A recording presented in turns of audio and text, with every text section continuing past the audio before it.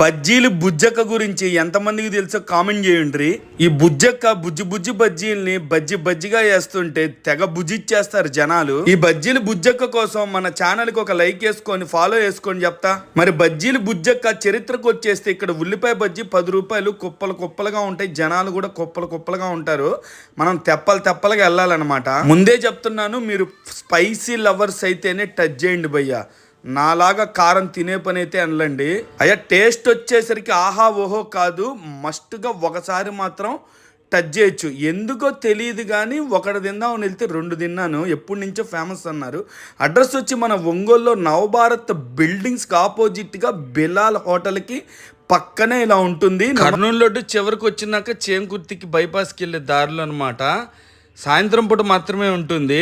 ఇది street food భయ్యా, హైజెనిక్గా లేదు, ఏసీ లేదు, రిసీవింగ్ బాగోలేదు. అలాంటి స్ట్రీట్ ఫుడ్లో పెట్టుకోకు.